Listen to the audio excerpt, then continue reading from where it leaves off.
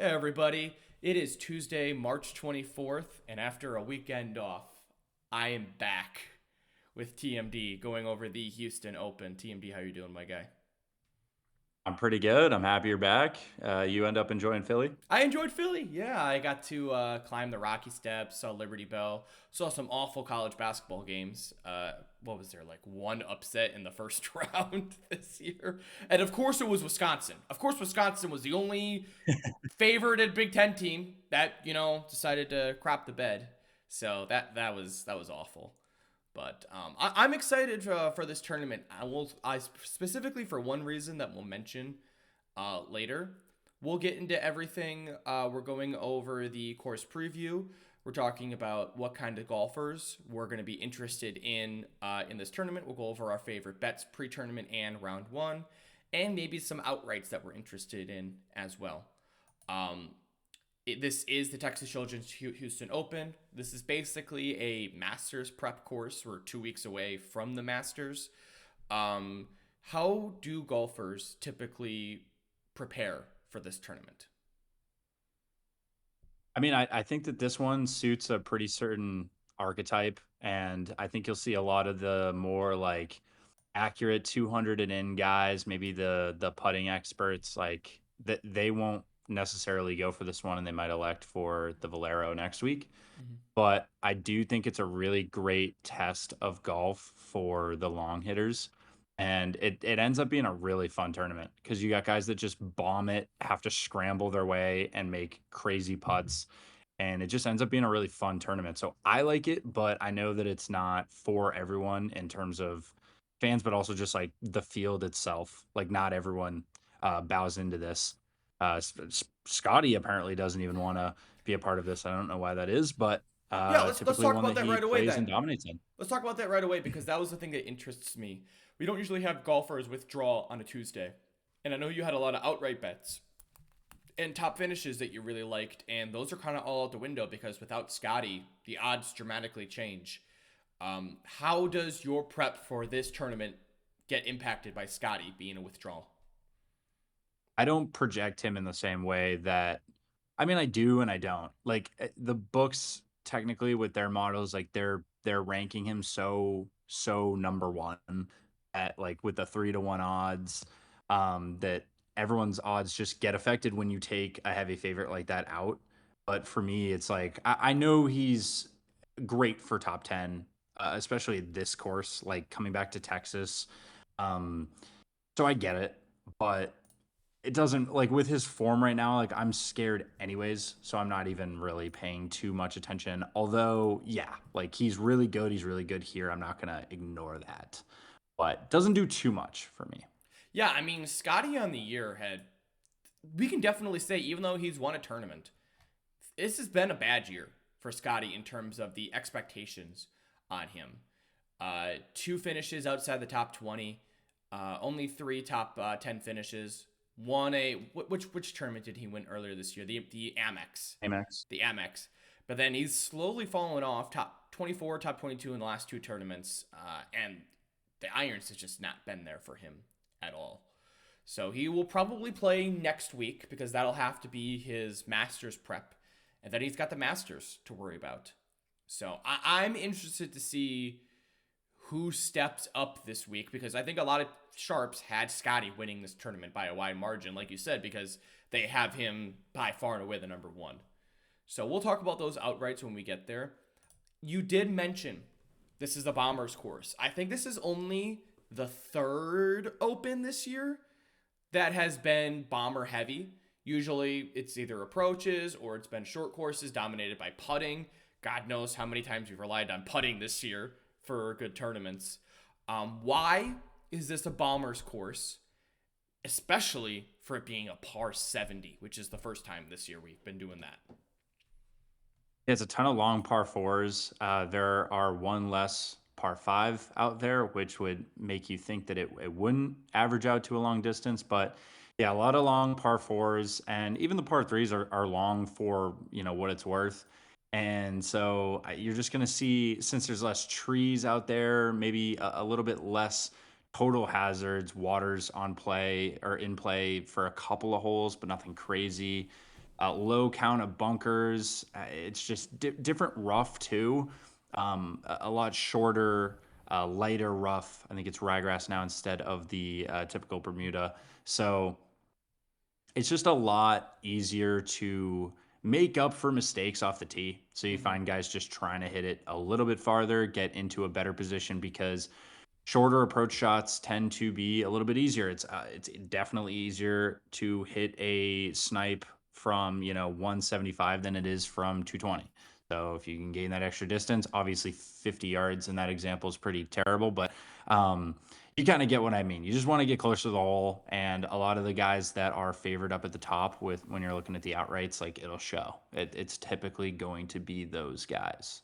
A lot of courses that we've seen, there are golfers that would rather drive the ball about 280 on the fairway rather than go 300 plus yards but be dealing in the rough or get a sand trap midway through.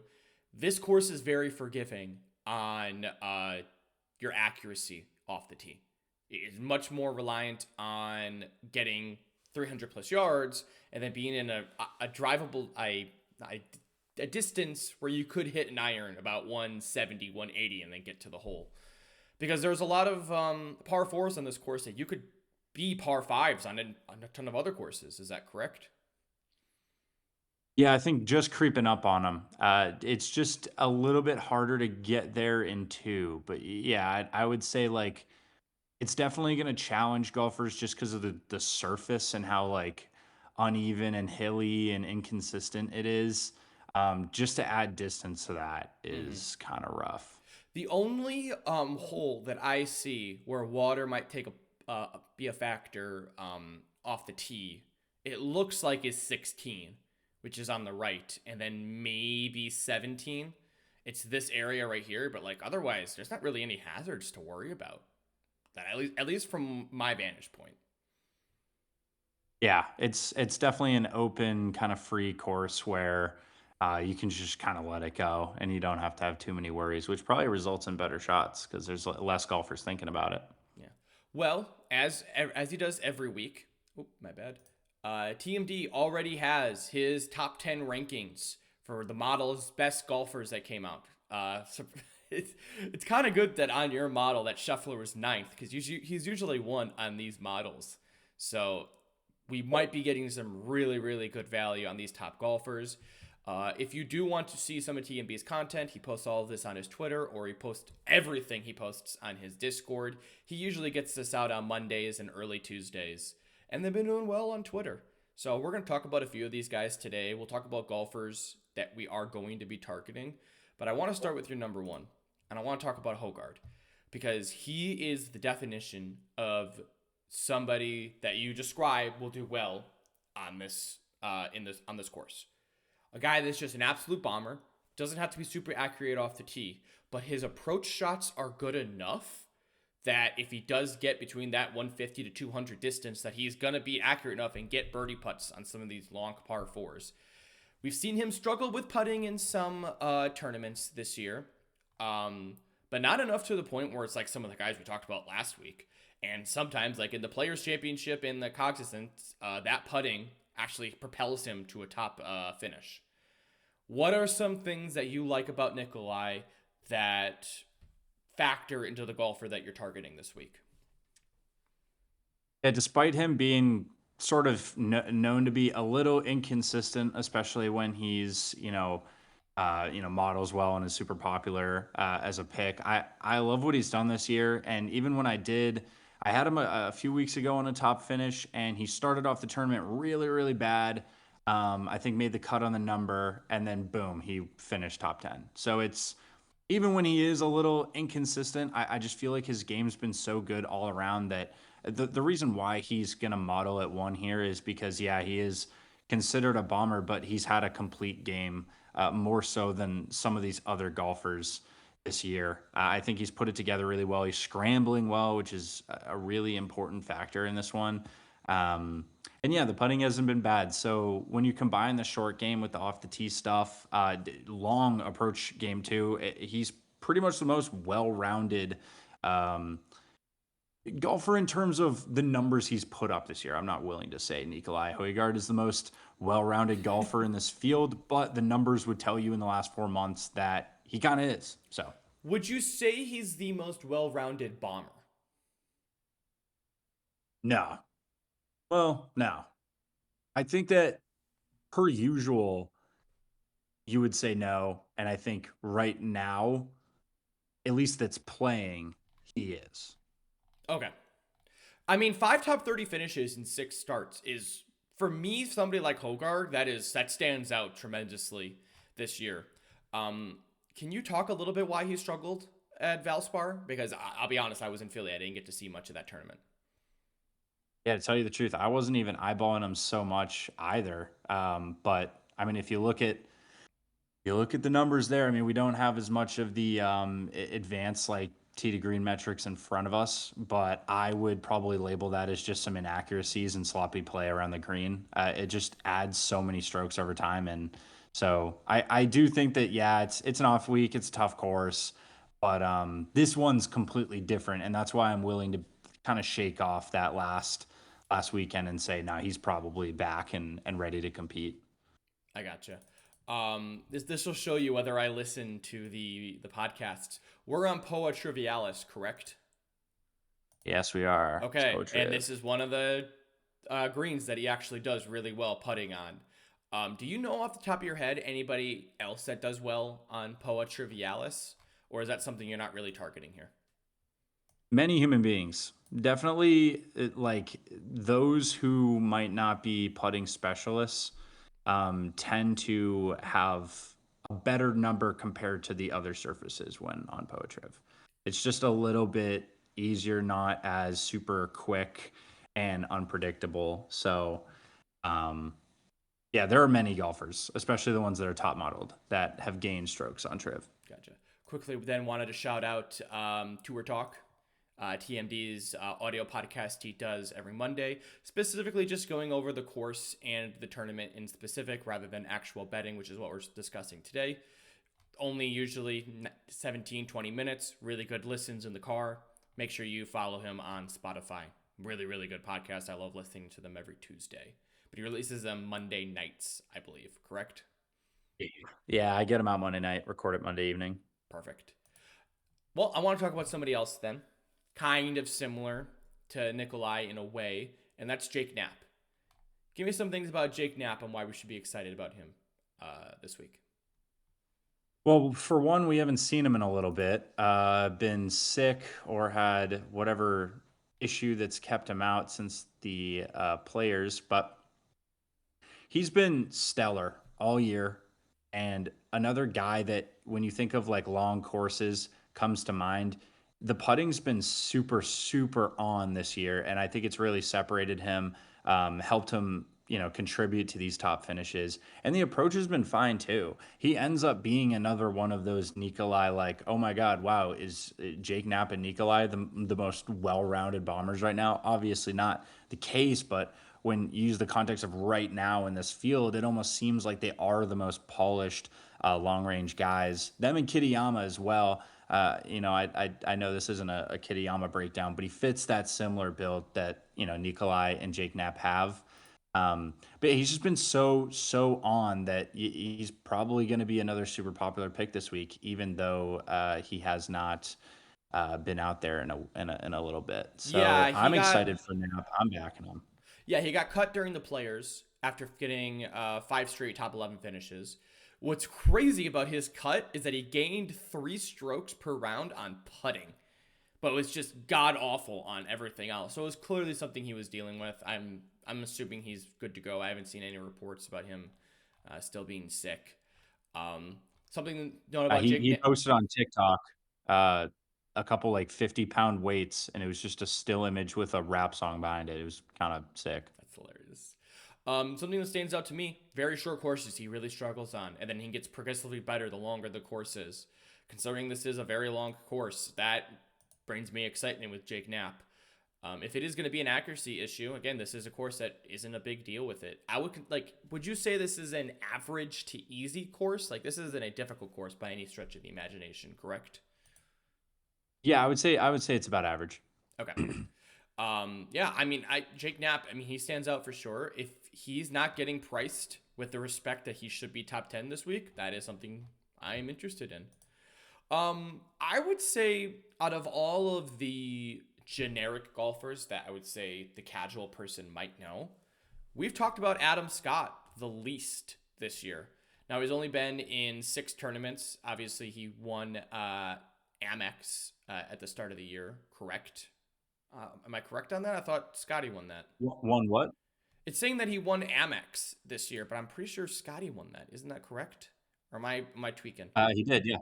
Oh, he did. Okay. Um, Does that say why? one? Yeah, that's what I'm saying. That is interesting. Okay, because like Hmm. I'm not tweaking on that, right? I was No, that here. Let me refresh Adam Scott then. I don't want to get inaccurate data. There we go. Okay, I was tweaking. I was like, what in the world? Okay, so he's been in 5 tournaments this year, only with one top 10 finish in the Genesis and struggled in the Players. We haven't really talked a lot about Adam Scott. Why is that, and why do you want to back him this week? I I mean, I've been waiting for Adam Scott to kind of pick up speed. I think we bet on him a little bit. I think you had something with him in the Sony.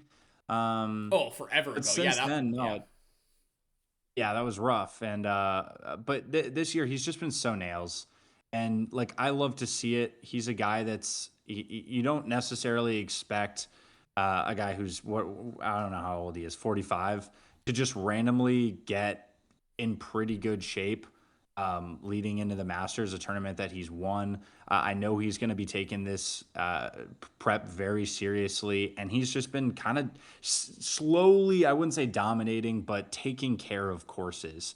As you can see, like those approach numbers, look at that, stellar. Hmm. The ball striking's been on. He really just needs to make sure that he has it all together on the greens. Because outside of that, like he's not an exceptional scrambler or I guess magician around the greens, but he holds his own. And I think as long as he's able to finish holes, he's going to have a killer score this weekend. And then if he elects to play Valero, I think he'll kill that one too. And he's one of my favorites for the Masters this year. So big on Adam Scott this weekend. You know what's screaming out to me here? Greens and regulation for him. Certainly a guy who can strike it, and he's gained about I think 4 miles per hour to his drive. The ball speed's been up as he's gotten older. Um, just tanking the ball right now, and pretty fun to watch in the TGL too. For anyone who tunes into that, I'm a Frog fan, so despite the early exit, it's always fun watching Adam Scott. And then one more guy. I think you've creepishly gained more and more confidence in him every tournament that he's played in. Are you officially backing Brooks Kepka this week? Yeah, I mean, I did last week. I think every single golf fan has kind of crept back in. I think when he decided to come back, Phoenix Open was a good time for it. I think it builds a lot of hype. But then once he was, a bit of a letdown there, people were like, "Oh, well, is the putter too rusty? Like, how's he gonna do?" And ever since, he's responded really, really well. And like Adam Scott, another guy that you don't want to see hot coming into Augusta. So I'm really excited for Brooks Koepka this weekend. I think that he is nearing all the way back. Obviously, has some work to do. Probably has to contend in some majors before we really say that. But as far as the Brooks Koepka that we remember, like there are cool flashes. He's been great on long approaches, solid with his irons, and I think he steadily gets back to a decent, playable short game that can help him out with some of these finishes here. So yeah, we're in on Brooks. And he is 7th on your model rankings this week. Obviously, a couple guys we've already mentioned. Knapp was 2, Adam Scott was 3, Nikolai Hogard was 1. Anybody want to give a quick highlight to before we start looking at some betting lines? Yeah, I'd rope the remaining people we haven't talked about aside from Chris Gotterup in the same conversation. Minwoo, Pearson Cootie, Kirk Kitayama, and Rasmus. They're just all good bombers. Love them. Long range snipers. Kitayama with the irons. All have had flashes this year where they've shown us good things in tournaments. Aside from Rasmus, I'm actually not too familiar with his finishes this year, but Pearson Cootie's had a group of great weeks. Minwoo's had some awesome rounds, nice finishes, and Kitayama has a top five as well, I believe. So, all guys that have done damage that I know can contend at this tournament almost more than anyone else, just because they have. Uh, I'm looking at Rasmuth right now, 24th at the Phoenix. Wow, he's playing a lot of tournaments this year. 44th, 30th, 24th, 9th at the Cognizant, and then cut, and then 68th on Valspar. So A was little up and down, probably like a lot of like Cootie's resume. Although I'd say Cootie has done much better for himself with the top 20s. I fully agree with you on that. All right, let's take a look at a couple. Oop, that's a preview for tomorrow. Bobby is back. Oh, I'm excited. Okay. So right off the bat, I was not expecting Mingwu Lee to be the favorite to win this tournament. That shocks me to my core. Wow. Does that shock you at all or no? Yeah, uh, it's so funny to see him at 15-1, like on a tournament where there are other pretty solid golfers. Um, but he won last year, and this is, a tournament that fits the bill for Minwoo, fits his set.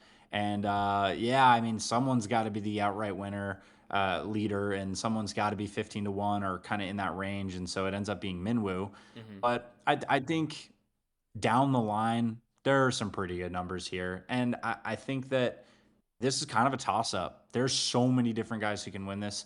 There's not a guy that I'm really picking out and saying like, oh, it's definitely him, or it just makes sense for it to be these five. It could be I could pick 20 other people and have the same amount of confidence. Yeah, we didn't talk about Marco Penge at all. We had been fading him in the past, but like if there was ever a tournament for him to do well, it's probably this weekend, right?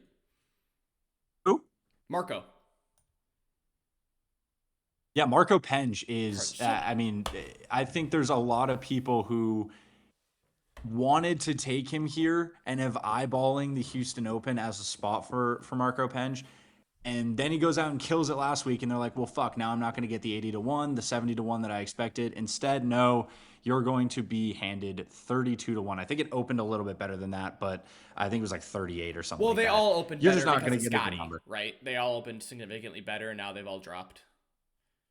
Yeah, yeah. Over time, the top guys tend to drop.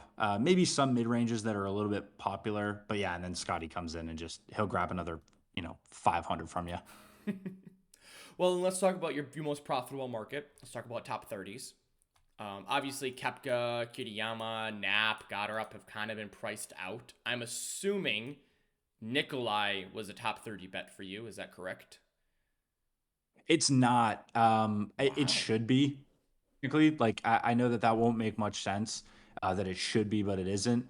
But I decided before this, I go, I need my best three guys, and the ones that I know that I can back and that I have a lot of confidence, just kind of in my gut, but also they model really well and it makes sense for them to do well.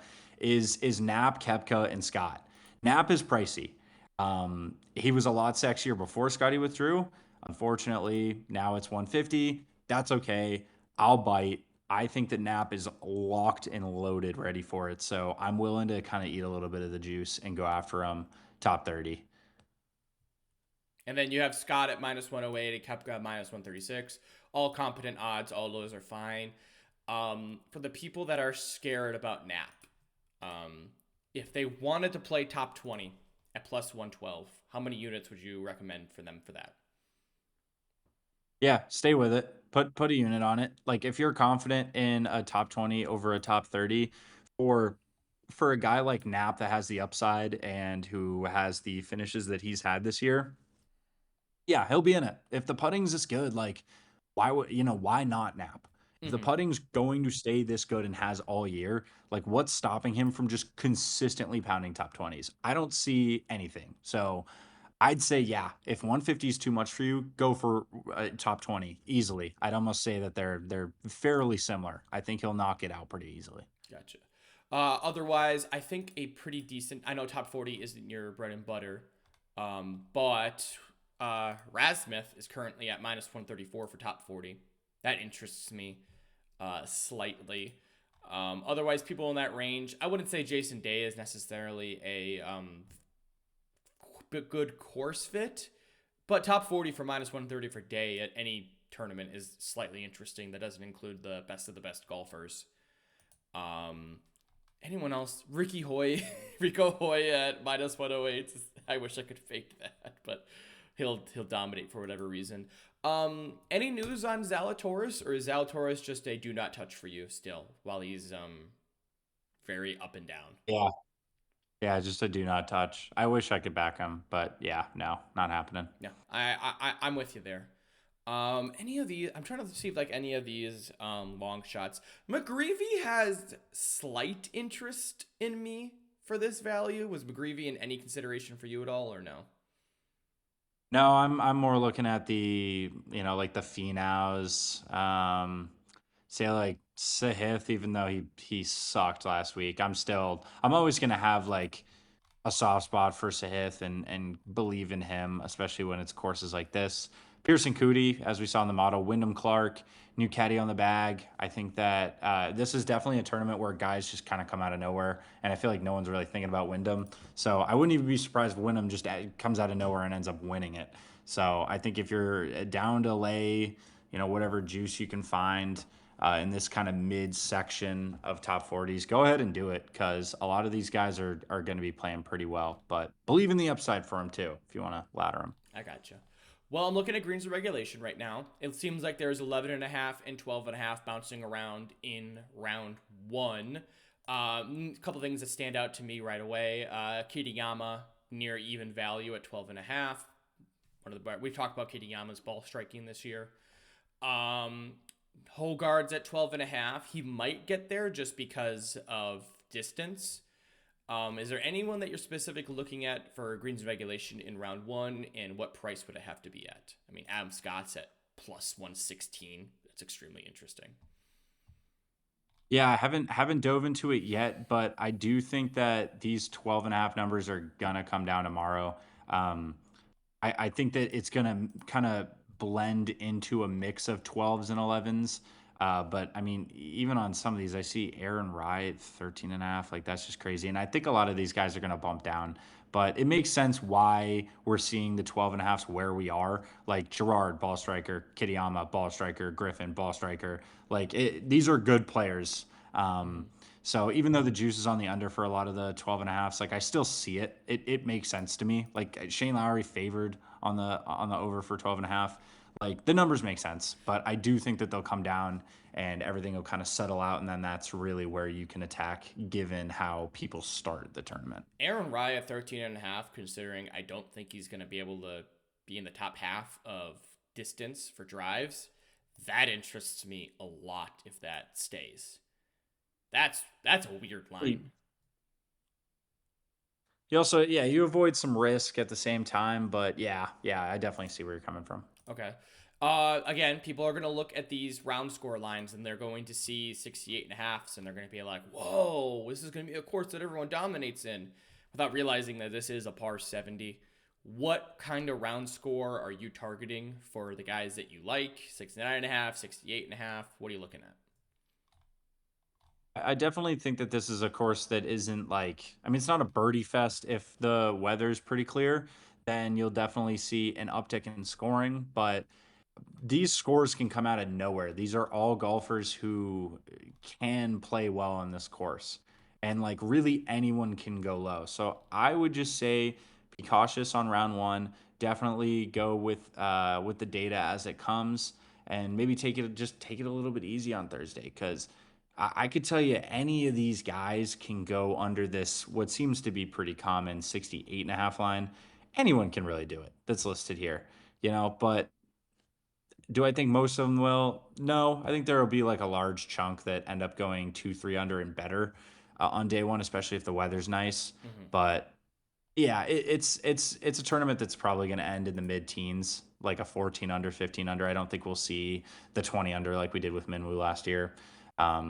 But so I would just say be weary until you learn a little bit more. And honestly, I think round score could end up being very profitable if you play it right. I gotcha.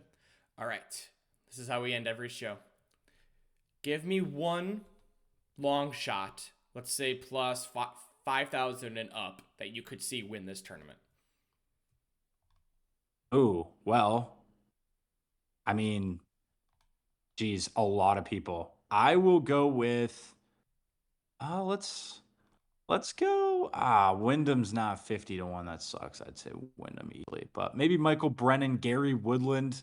I could see seriously competing in this. I think those two next to each other. Sneaky long shot would be Gary Woodland and Michael Brennan. Woodland had a great week last weekend. There he is. I couldn't find. Oh my god, all the way down there. Plus 9,400 for Gary, 9,600 for Michael Brennan. Decent long shots there. Who do you want to win it? Honestly, like I want someone who is not at the top. I'm gonna go say Aldrich Poitgeiter. Oh, tell me about him.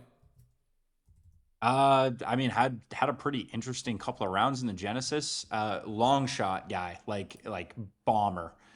Great ball speed, great club head speed, hits the ball hard, and so you're gonna see him with that 80 to 1, like fair price, but I kind of like the value. Just given that, if he spikes and putting and around the green, I really think that he's gonna be a contender. Because he's great off the tee on like a wide course like this. And then give me your two most, but the highest probability of winning this tournament.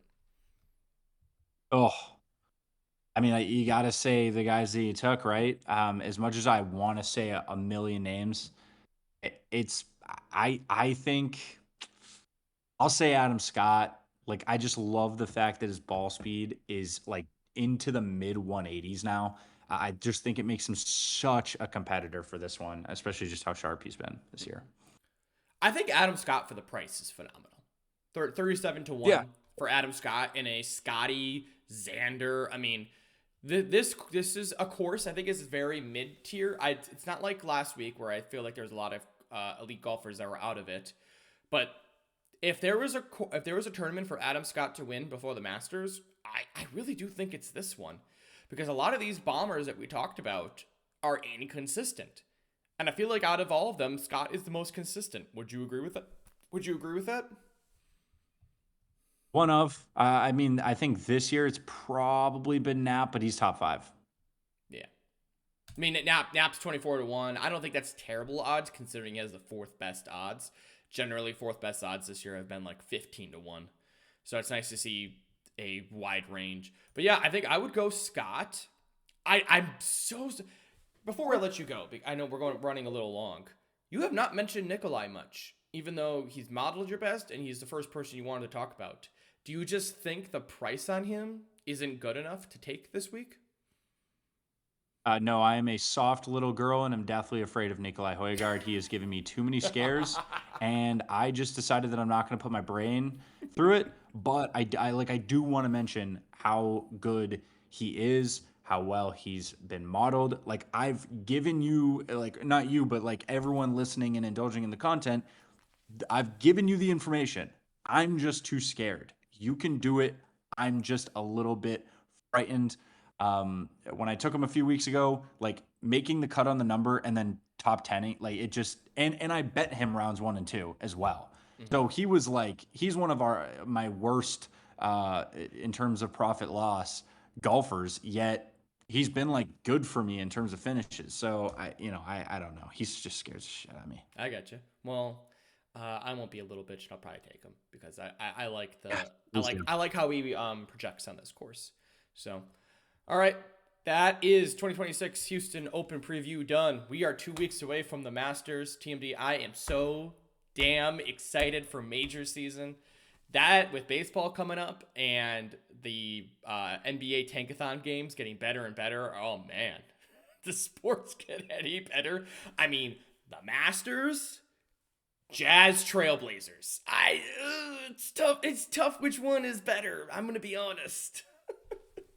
So, all right. I I appreciate you. completely agree. The springtime is my favorite. Yeah. All right. I appreciate you, my guy. We will see y'all next Tuesday. Have a great weekend, y'all.